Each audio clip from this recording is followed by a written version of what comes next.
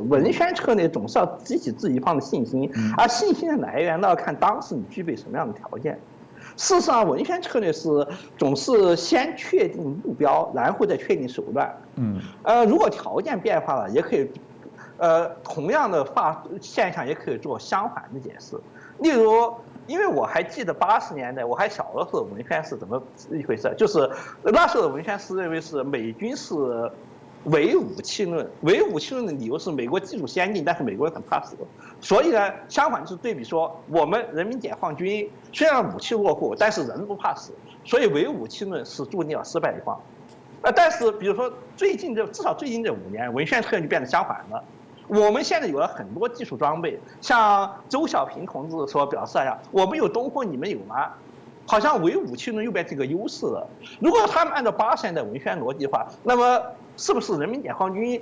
要依靠一些技术装备以后就开始变得怕死了，所以人民解放军就不管用了？或者说人民解放军现在是管用的，因为有些技术装备，那就反过来就可以说80年代人民解放军其实是不管用的，当时文宣策略全是在撒谎。当然这根本不重要，文宣策略是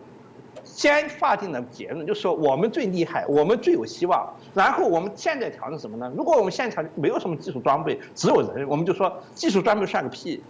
唯武器论要不得。反过来，如果我们现在有些钱来搞些技术装备，我们就说我们技术装备升级的速度是世界上最快的，所以我们最牛逼。反正结果都是我们最牛逼。当时我们是走技术路线，那就是技术最牛逼；当时我们走的不是技术路线，那是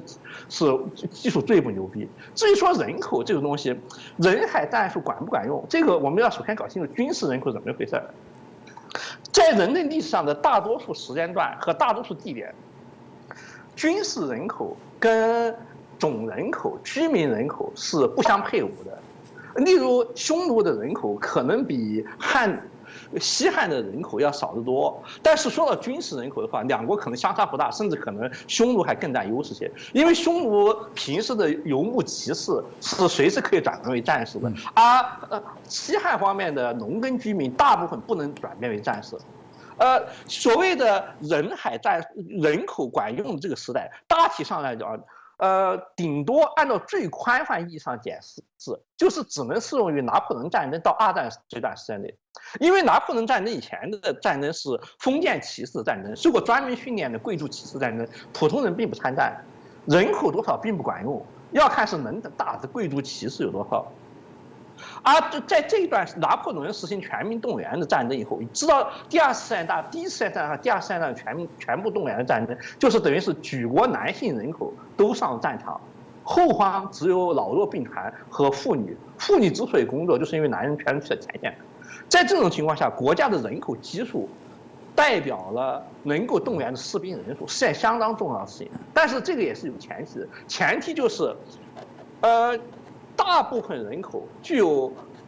义务教育所建立起来这种最起码是初中毕业生水平的，可以做初等劳工和基本士兵的那种文化水平，一动员起来最起码可以做一个合格士兵。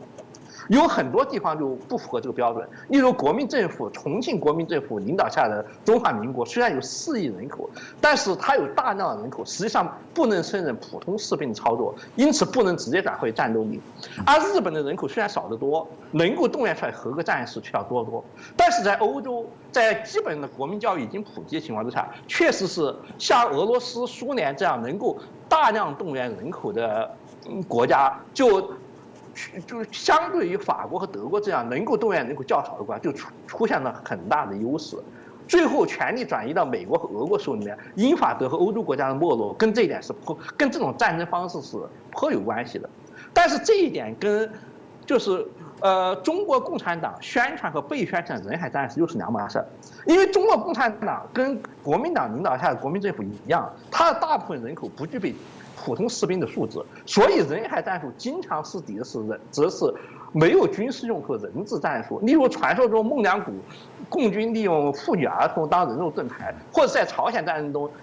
或者是在淮海战役中利用大量没有技术能力、士兵技术能力的农民工上前线，仅仅是为了消耗敌兵的炮火。这种做法也是被称之为是人海战术，但是它跟德国和苏联那种全民动员的人海战术不是一个意思。它没有足够军事素质，动员的人只是消耗敌军弹药炮火而用。那么这第二种意义上人海战术，通常带有道德上贬斥意义，意味着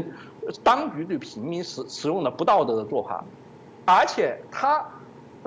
起的作用是非常有限的，就是说它只能对，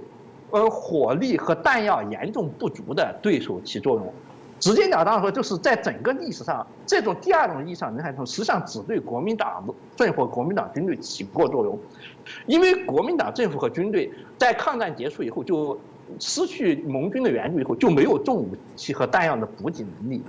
所以它的弹药总是消耗一点就消耗完，在这种情况下，如果被人海战术消耗了一部分弹药，那是件非常严重的事情。但是同样的战术在朝鲜战场上就是基本不起作用，因为美军的弹药相对于苏联和中国来讲是几乎无限供应的。实际上你在7天之内，人海战术像蚂蚁一样拥靠的士兵成批成批的死在前线，对于美军来说是基本没有影响。在朝鲜战争的最后几个月发生情况就是这样。几个月的谈判时间，死的人比以前几年战争还要多，就是人海战术失败的证明。